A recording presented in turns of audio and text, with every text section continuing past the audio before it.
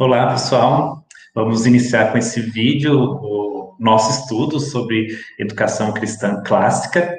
É um vídeo introdutório, mas muito importante, porque quando a gente fala de educação clássica, será que é o que hoje nós falamos de educação, o ensino tradicional?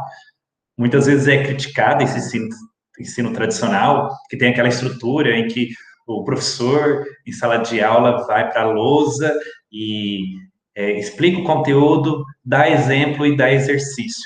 E só fica nisso a aula no ensino tecnicista, mecânico, e muitas vezes há essa crítica, e com isso surgiu o construtivismo, o socio-interacionismo, né, as metodologias ativas, mas afinal de contas, será que essa educação clássica é o mesmo que o ensino tradicional hoje pregado?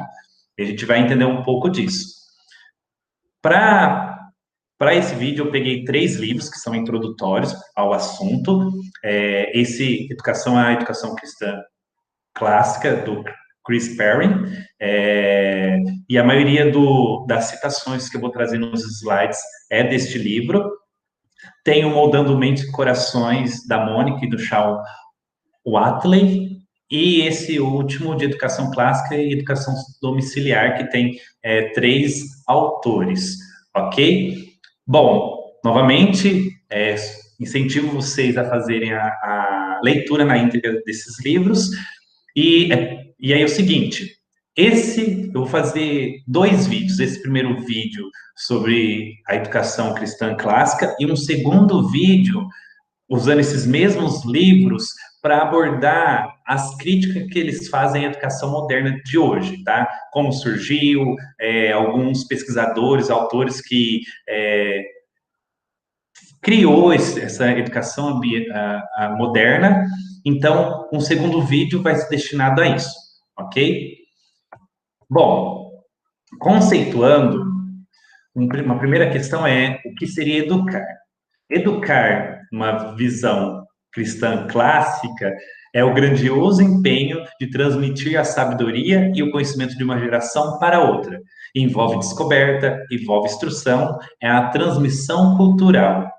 Ou seja, nós temos toda uma herança de conhecimento e muitas vezes é esquecida e hoje acaba querendo reinventar a roda, mas quando a gente pensa em educação clássica, não, o nosso intuito é instruir as crianças, ensiná-las sobre essa herança que já está posta aí. Bom, e aí, então, a educação clássica e cristã é uma abordagem tradicional à educação que mescla a teologia cristã com o currículo histórico e com a pedagogia das 7 artes liberais, de modo a produzir para a sociedade líderes caracterizados pela sabedoria, virtude e eloquência. Então, vamos por partes, nós vamos entender por que é educação clássica, por que é educação cristã e o que são essas 7 artes liberais, ok? Então, nós vamos ver isso aos poucos. Então, por que clássica? A gente fala clássica porque é uma referência às práticas educacionais dos gregos e romanos. Então, a gente percebe desde lá da antiguidade uma influência dos gregos e romanos e depois foi constituindo e consolidando essa educação que é denominada como clássica. Também se usa o termo para descrever elementos ordenados de autoria e confiança, tradicionais e duradouros. Então, aqui a gente vê a palavra tradicionais, mas não é o mesmo que o ensino tradicional de hoje. É no aspecto da tradição, dessa herança deixada, ok? Então, falou de educação clássica, está relacionado tanto aos gregos e romanos, quanto a essa educação que tem autoridade, confiança, é tradicional, é duradoura. Nós usamos o mesmo termo clássico, por exemplo, a literatura clássica, que a gente lê Platão, lê Agostinho, lê Shakespeare, são todas obras clássicas, tá? Por quê? Porque são ornadas de autoridade, confiança, tradicionais, duradouras. Portanto, ó, a educação clássica é a forma de educação autoritativa, tradicional e duradoura, iniciada pelos gregos e romanos e desenvolvida ao longo da história, e agora renovada, recuperada no século XXI. Então, conforme o conhecimento, a ciência também foi sendo desenvolvida, essa educação clássica, o corpo dela, em alguns aspectos, foram sendo desenvolvidas. Então, a gente vai perceber um pouco algumas mudanças aí. Por que cristã? Porque usa esse adjetivo também. Bom, é cristã porque os cristãos adotaram de forma praticamente universal o modelo clássico e o cobriram de premissas e diretrizes teológicas a fim de que trabalhassem em prol da igreja. Então, existia já um corpo de conhecimento formado pelos gregos e romanos, e os cristãos, tendo esse contato ali no próprio Oriente Médio, reconheceram essa educação clássica e fizeram com que tivesse permeada pela própria teologia. Tanto é, ó, o estudo de teologia foi adicionado às 7 artes liberais como a coroa de todas as disciplinas, ou a rainha das ciências, né? Então, o estudo sobre Deus compôs, permeou toda a educação clássica. Então, os cristãos, inclusive, continuaram a estudar os autores clássicos não cristãos do passado com reverência e respeito, mesmo usando autores como Aristóteles para auxiliar na criação de sistemas da teologia cristã. Quem fez isso, por exemplo, Tomás de Aquino. Então, uma coisa que não pode se equivocar é em que considerar que na educação cristã clássica não vai considerar as obras seculares, as obras de autores não cristãos. Muito pelo contrário. Essas obras são ordenadas de autoridade, são duradouras, então é considerado como clássica e os cristãos vão reconhecer e entender a validade disso. Até pensando por questões de graça comum, que é um termo na teologia que a graça se estende a todos, mesmo os não cristãos vão produzir coisas que são úteis para uma educação. Bom, então nós vimos o clássico, nós vimos o porquê de ser cristã e o que são as 7 artes liberais. As 7 artes liberais são 7 ramos do conhecimento que eram considerados como propedêuticos, ou seja, introdutórios. Então, conhecimentos introdutórios para iniciar os estudantes medievais em uma vida de aprendizagem. Então, eram os conhecimentos que preparavam os indivíduos, desde lá da antiguidade, para ter uma vida de aprendizagem. E aí nós vamos ter as 7 artes liberais divididas em 2 partes. Nós vamos ter o trivium e o quadrivium, certo? O trivium, ou os 3 caminhos, são 3 artes da linguagem ou artes verbais, e são compostas pela gramática, lógica e retórica. E aí a ideia é que, ensinado o trivium, tendo essas ferramentas, esses conhecimentos, se ensinava um quadrivium, que é a segunda parte. Então, trivium 3, quadrivium 4, nós vamos ter 4 artes quantitativas, que vai ser a aritmética, a geometria, a música e a astronomia. Em geral, o quadrivium era mais ensinado na educação superior, certo? O trivium a gente pode pensar mais na educação básica e o quadrivium mais na educação superior. E aí, essa divisão de trivium e quadrivium vai surgir na Idade Média. Antes nós temos educação clássica, e aí o que acontecia? Existia uma grande variedade de disciplinas e abordagens presentes nos gregos e romanos, que foi analisada e, por consequência, inserida numa forma, uma didática mais sistemática e consistente. E aí surge, então, essa divisão trivium e quadrivium. Então, o currículo do trivium, que significa 3 caminhos, 3 vias, estabeleceu-se formalmente durante esse período, a Idade Média, bem como sua contraparte, quadrivium, que é 4 vias, 4 caminhos. E aí, então, inclusive, as palavras trivium e quadrivium foram cunhadas na Idade Média, e não durante o período dos gregos e romanos. Tudo bem? Então, a princípio tinha educação cristã clássica, e aí teve essa divisão só na Idade Média. E aí é comum, ó, se referir à educação clássica como uma forma de ensino baseada no trivium. Então, ensino baseado no trivium. A gente vai entender um pouco melhor o que isso significa. Mas, a princípio, vamos pensar qual que é o propósito, então, da educação cristã clássica. A educação cristã clássica, ela vai além de dizer aos alunos tudo que existe para ser aprendido.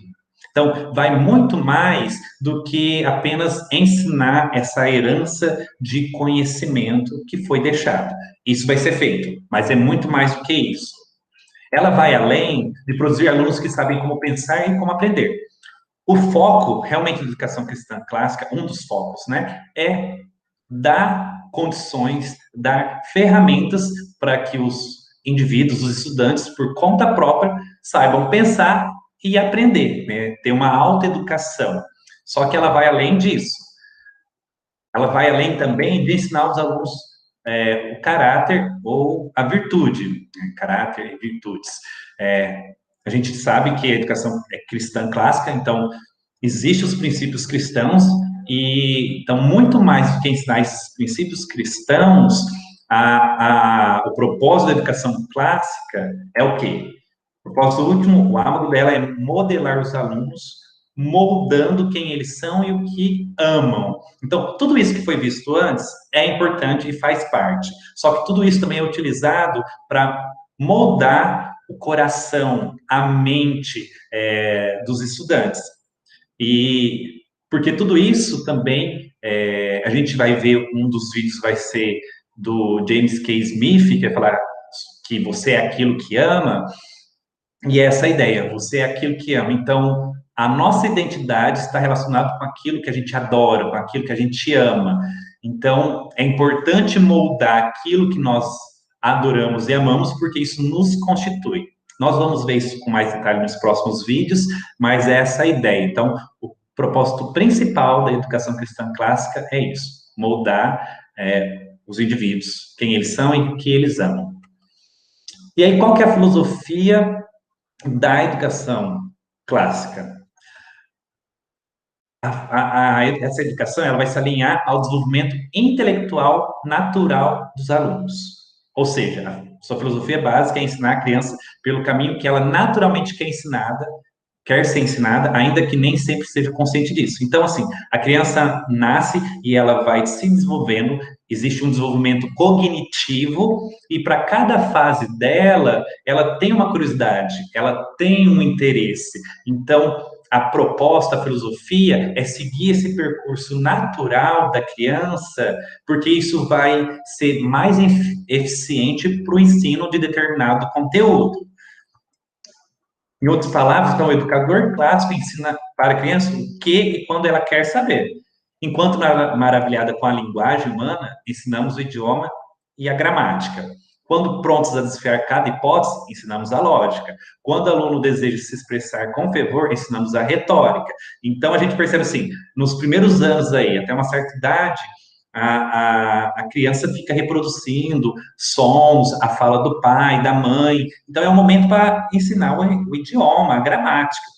Aí chega um momento que ele começa a questionar tudo, a dizer não, a argumentar. Então, é o momento de ensinar a lógica ou a dialética. É importante ressaltar que na literatura vocês vão encontrar esses sinônimos. Lógica e dialética vão se referir à mesma coisa, ok? E depois a criança vai ter uma necessidade maior de se expressar, de colocar em prática tudo aquilo que ele aprende ou aprendeu, e aí é o momento de ensinar a retórica. E aí, então, ó, é importante colocar a ênfase das artes do trivium, né, uma abordagem paradigmática ou uma ferramenta. O trivium vai ser muito mais do que um conteúdo, ele vai ser um método, uma forma também de ensinar. Mas é o seguinte, ó, pensando na educação básica, que nós temos aí pré-escola, até o ensino médio, em toda a educação básica, o trivium, né, a gramática, a lógica retórica vai estar presente, mas a ideia é que em cada fase do desenvolvimento dessa criança vai dar uma ênfase maior, como eu estava dizendo. Então, ó, na pré-escola, ao quinto ano, que é essa fase que a criança tem um desejo, uma curiosidade pelos sons, pela linguagem, né, vai valorizar a gramática, vai ensinar a língua vernácula, igual no nosso caso o português, e o latim, que também depois nós vamos ver a importância do latim. Do sexto ano ao nono ano, ensinaria a lógica, que é uma fase em que a criança vai estar mais argumentando. E depois o ensino médio seria um momento de as crianças, os jovens, os adolescentes, colocar em prática tudo aquilo que eles aprenderam e saber argumentar, se comunicar bem. Então, ó, a gramática, a lógica e a retórica são disciplinas que recebem ênfase em vários estágios e períodos. E aí, o que eu acabei de explicar é o que está falando aí, ó, a gramática é enfatizada durante os anos iniciais do ensino fundamental. A gente pode falar escola da gramática. Falou escola da gramática, a gente está referindo a esse período de ensinamento que está relacionado a uma ênfase à gramática. Depois tem a escola da lógica, ou dialética, que são os anos finais do ensino fundamental. E a retórica vem para ser mais enfatizada no ensino médio. Então, portanto, a gramática, de certo modo, será ensinada em todos os anos, mas recebe ênfase e atenção especial nas séries da pré-escola ao quinto ano. O mesmo vai se aplicar à lógica e retórica. Tudo bem? E aí, voltando, só para enfatizar essa ideia. Então, por que o ensino baseado no Trivium? Como nós vimos, o Trivium vai estar percorrendo a educação básica toda, só que a gente vai usar como um método, como uma forma de enxergar, de saber o que deve ser trabalhado, a partir dessa própria divisão do Trivium. Então, nós vamos ter a gramática, não só da língua, não só do português, nós vamos ter a gramática da matemática, das ciências, da história, da literatura, das artes, da Bíblia, da teologia. Então, os próximos vídeos talvez vai ajudar a esclarecer um pouco disso, mas a gente vai estar preocupado com os fatos, com as regras. Então, em cada uma dessas disciplinas, a gente vai localizar esses fatos, essas regras, e vai ensinar ao aluno. Depois, do sexto ao nono ano, vai tentar trabalhar com a lógica, com a argumentação. Então, todas as regras, os fatos que nós vimos na gramática, nós vamos tentar relacionar nessa fase da lógica. Para depois, na parte da retórica, existir um incentivo a poder comunicar essas relações, né, esses fatos, e poder aplicar em outras áreas. Mas lembrando que não são estanques.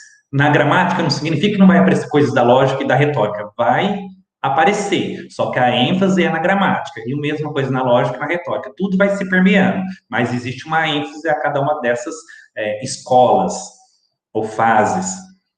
Então, ó, cada matéria do Trivium é vista como um paradigma ou matéria dominante, o que dá cor e guia a maneira como as outras disciplinas no currículo são ensinadas.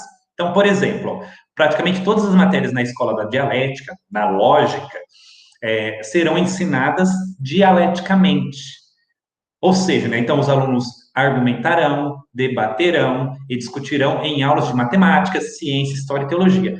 Por aqui, vocês já podem ter certeza, a educação cristã clássica não é educação tradicional, não é o ensino tradicional, não é o que nós encontramos hoje.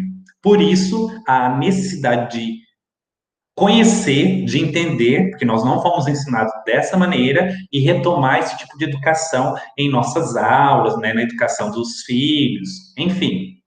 Aí, ó, a mesma coisa vai acontecer na escola da retórica, no ensino médio. Os alunos escreverão ensaios persuasivos e darão discursos durante vários momentos, mesmo fora da aula de retórica propriamente dita.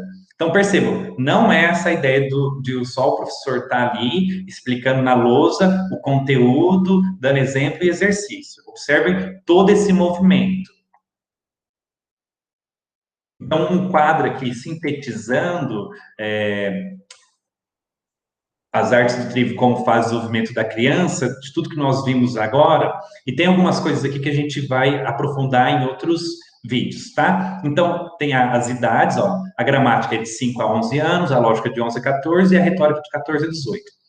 E aí, a Dorothy Sayers, que nós vamos ver um vídeo só sobre ela vai dar um nome para cada uma dessas fases.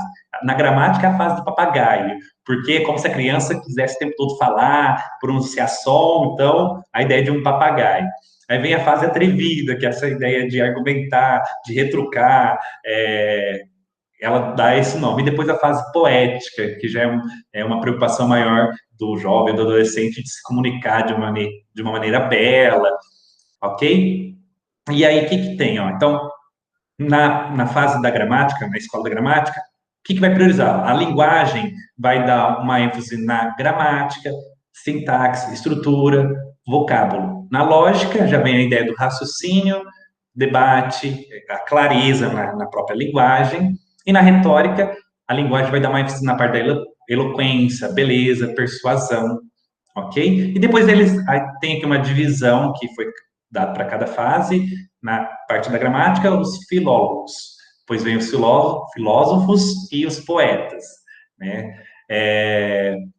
Na parte dos, como eu disse, aí olhando, por exemplo, a matemática, história, geografia, nós vamos estar preocupados na gramática com os fatos básicos, os fundamentos. Quando for para a lógica, os princípios, as relações. Na retórica, a comunicação expressiva, a aplicação, síntese. E aí, quais são os métodos? O que é mais utilizado em cada uma dessas fases?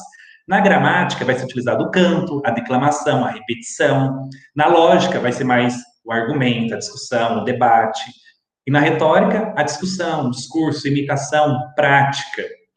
Então, observem como isso vai muito fora do que é ensinado hoje e até além dessas metodologias ativas aí, que nós vemos hoje na educação.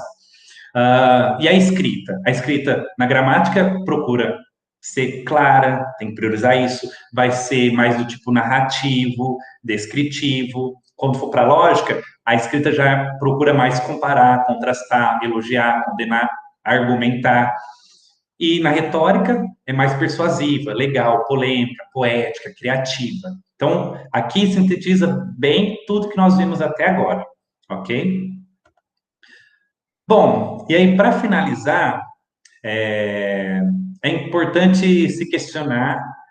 Nós temos muitos motivos para usar a educação, eu inverti aí, cristã clássica, nas escolas, em casa. Nós temos muitos motivos, mas será que ela é para você? E nós vamos ver alguns motivos que todo mundo deve analisar para ver se realmente está disposto a adotar a educação cristã clássica. O primeiro ponto é que a educação cristã clássica não é uma especialização, isso tem que estar muito claro. Na educação cristã clássica, não existe uma preocupação em profissionalizar o aluno, não quer dar uma profissão. Na verdade, como nós vimos, quer ensiná-lo a pensar, a aprender por si próprio. É essa a ênfase. Só depois, tendo essa preparação, é que a criança se especializaria,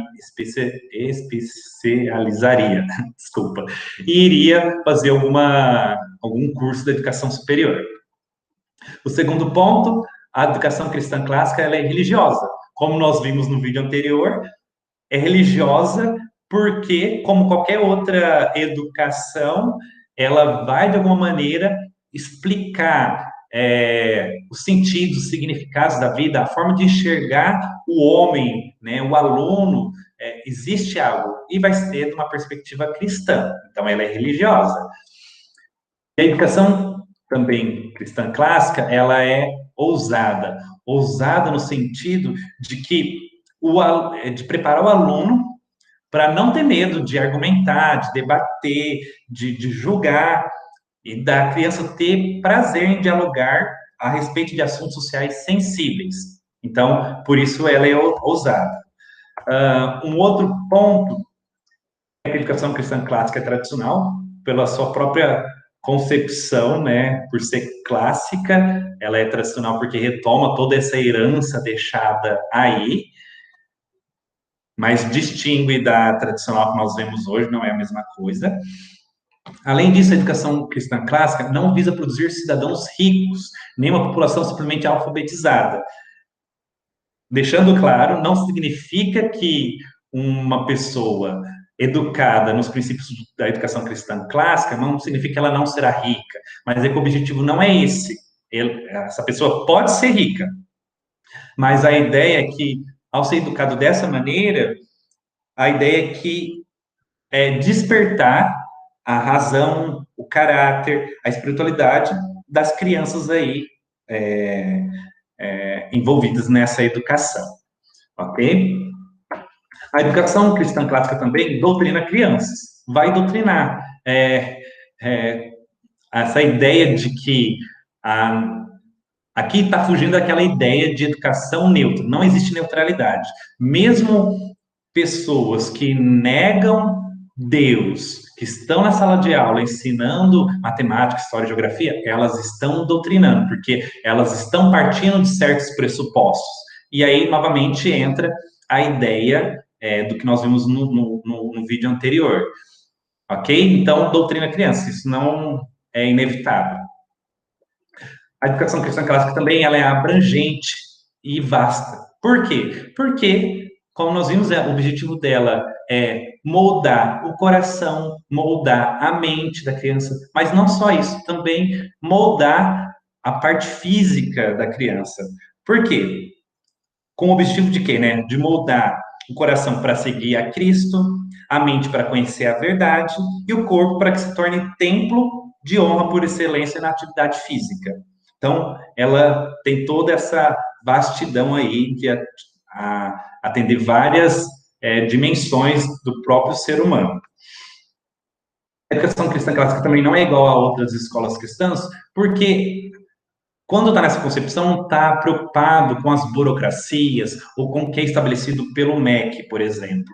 Ela está preocupada, existe conteúdos a serem ensinados, uma metodologia, e ela vai fugir dos modelos de escolas que geralmente hoje são impostos. Então, até de outras escolas cristãs que se dizem confessionais, mas toda estruturada segundo o MEC, por exemplo.